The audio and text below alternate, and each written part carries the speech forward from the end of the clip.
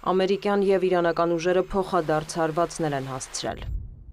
ԱՄՆ կենտրոնական հրամանատարության ուժերը ինքնապաշտպանական հարվածներ են հասցրել Իրանին՝ ի պատասխան ամերիկյան Ապաչի ուղղաթիռի խոցման։ Այս արշավը համաչափ արձագանք է իրանական անհիմն ագրեսիային։ Իրանական զլմների տվյալով հարվածներ են հասցվել Իսլամական Հանրապետության հարավային շրջաններին։ Մի քանի ալիքով թիրախավորվել են Հորմուզի նեղուցի երկայնքով տեղակայված իրանական հոբ համակարգեր, արձակման կայանքներ և ռադարներ։ Ռազմական գործողություններին ընդառաջ Դոնալդ Թրամփն անդրադարձել էր ամերիկյան ուղղաթիռի խոցման միջադեպին։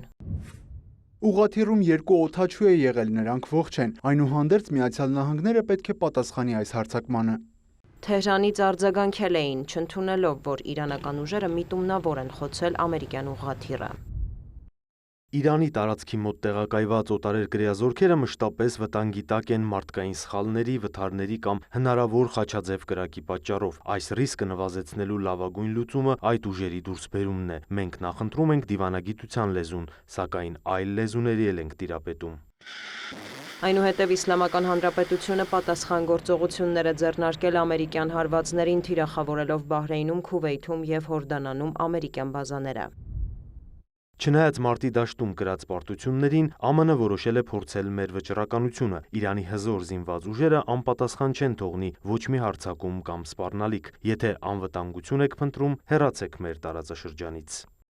Իրանի ԱԳՆ-ից հավելել են Պարսից ծոցի երկրները ևս իրավական և բարոյական պատասխանատվություն են կրում այն բանի համար, որ իրենց տարածքներն օգտագործվում են Իսլամական Հանրապետությանը հարվածելու նպատակով։ Գերատեսչությունից նախազգուշացրել են, անհրաժեշտության դեպքում չեն վարանի և համարժեք արձագանք կտան։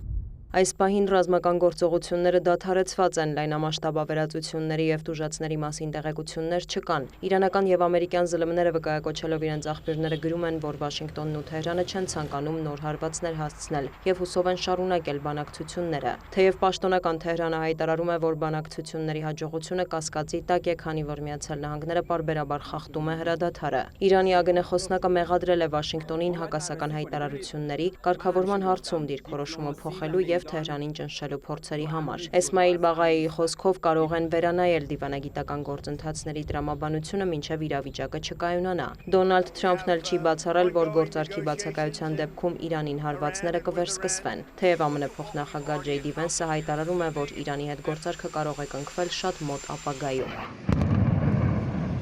Լարված է իրավիճակը նաև Լիբանանում, չնայած Թեհրանի նախազգուշացումներին և Իսրայելին իրանական վերջին հարվածներին, Ցահալը կրկին թիրախավորել է Լիբանանի հարավը, կոչ անելով մի շարք քաղաքների և գյուղերի բնակիչների տարհանվել։ Կան զոհեր և վիրավորներ։ Հզբոլլահն էլ հարվածել է իսրայելական օբյեկտների։ Ավելի վաղ Իրանը հայտարարել էր, որ չի գնա Վաշինգտոնի հետ գործարքի, եթե Իսրայելը չդադարեցնի Լիբանանի դեմ ռազմական գործողությունները։